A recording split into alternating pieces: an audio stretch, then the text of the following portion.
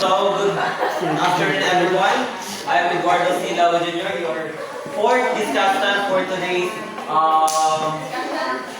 meeting. So, my topic is all about the lesson 4 selected provisions of the reproductive health or RH law. So, does anyone know about the RH law? Okay, Ms. Violeta, what is your comment about reproductive health law?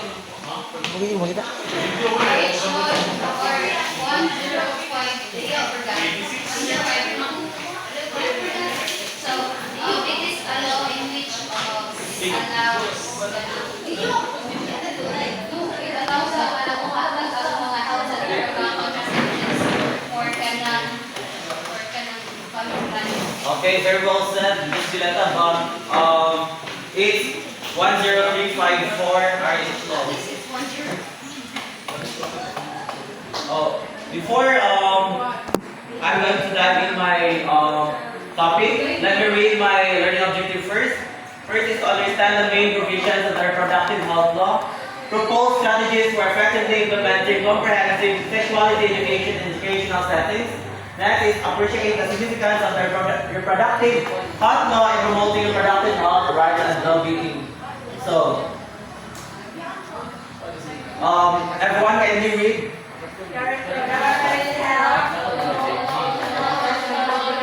Number 10354 is a comprehensive legislation in the Philippines that aims to promote and protect the reproductive health rights of individuals, particularly women and adolescents. Enacted in 2012, the law seeks to provide access to essential reproductive health services and information while respecting the ethical religious beliefs of individuals.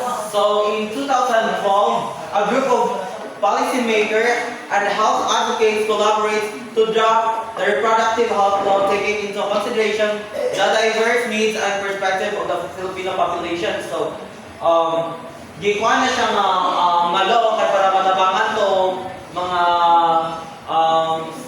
mga pamilya na nakuha nito ilang mga babies nga na simbak. Here are the three provisions: access to reproductive health services. So, first is the family planning services. So, I know na-discuss na ni Miss Violet. What? Family planning? Yes. Ni Miss Violeta and sa ubang reporters about sa family. So, Miss Kenya, may ka ng thought mo about sa family planning?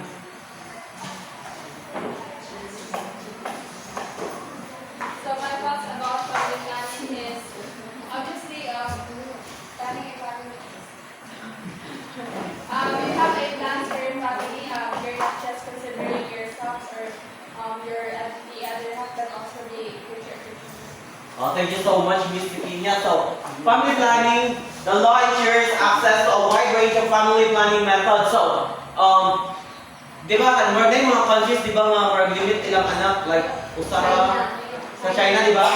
Yung kung sa may bato na nila, maduha. Abort. Diba, abort?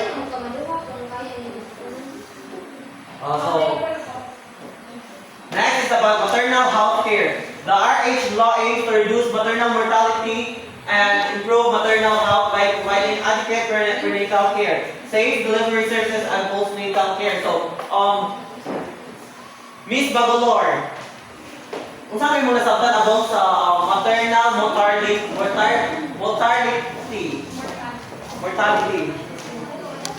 So, maternal mortality kasi parang mga bata na namatay dahil sa tiyan. Nag-create a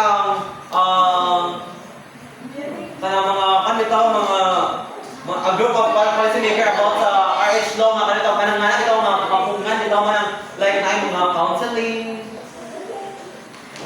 Next is the prevention and management of abortion complications. The law addresses the prevention and management of abortion complications through appropriate medical care. So, karon nga panahon dito kay pwede na mumudo sa mga rural health center dito para ma-kuanan dito ninyo ang inyong mga abortion complications dito. Kaya para makakaan mo medical care, makakakaan mo, magairan mo nila o sa inyong mga ibuhaton na ako na yun na tapos na yung comprehensive sexuality education.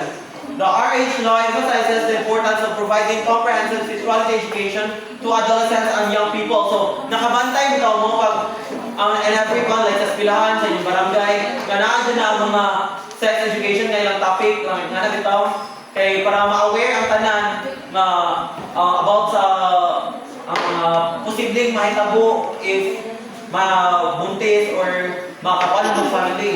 So, this education aims to equip them with accurate and age-appropriate information about reproductive health. So, kabantay nito mo karon kay mas daghan kung kayo ang mga bata pa na maburos na. So, kada sila is wala na sila na educate bitaw na ana nga edad is bawal pa sila na musod o kung kay mas madaot mo nilang reproductive health if bata pa sila nga naburos na sila. So, naay chance nga ang bata mamatay or makuhaan ito ang inahan nito kay tungkol sila kabata pa.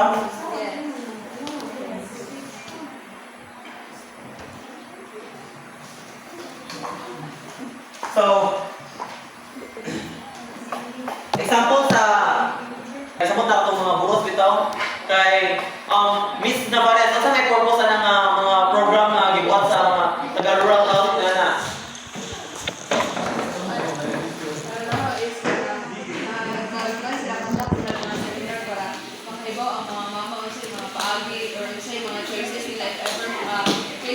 example, risk sila magpanganak, pwede sila makakuan o kanasiyan, makakuha sila ka ng mga bawa nila sa seminar para ma-reduce itong mortality rate. So, thank you so much, Miss Navarez. So, mga nang kanang every time bitaw nga bitaw mga seminar film mo kay mas daghan bitaw mo ma-learn bitaw about sa usaong pagkuan sa family, usaong pag-take care sa inyong mga gibangda.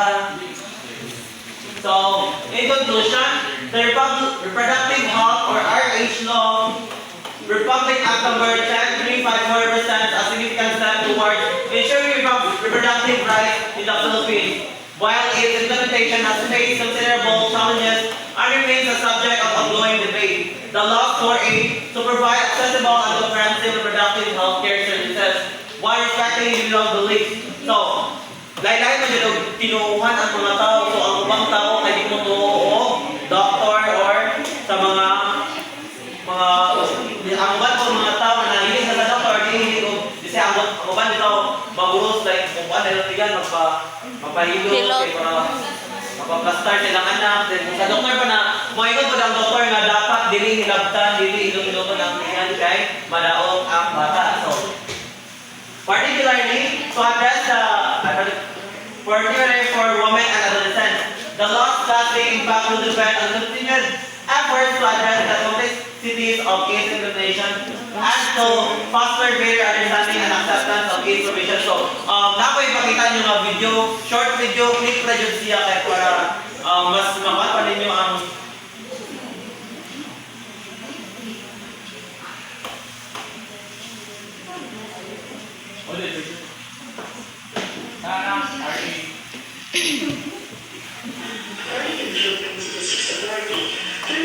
of births in the Philippines are either unwanted or miscarried.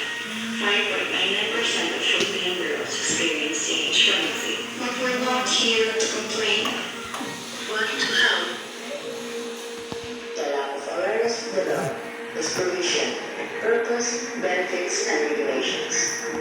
Authorities are crucial programs that the government will educate and promote equal access to the laws, rights, obligations, and regulations concerning the reproductive health law. Proper adequate information dissemination is lacking, leading to the refusal in available products and services. When it comes to contraceptives, couples in legal age receive the burden with knowledge, the use and purpose. Accessing services is difficult and expensive on rural areas. Which adolescents in rural areas in the government shall establish health facilities that handle complex health services, one of which is the American Advanced Local Immediate Response Team. Sex education and school curriculum. Too many young people receive conflicting and confusing information about relationships and sex. Age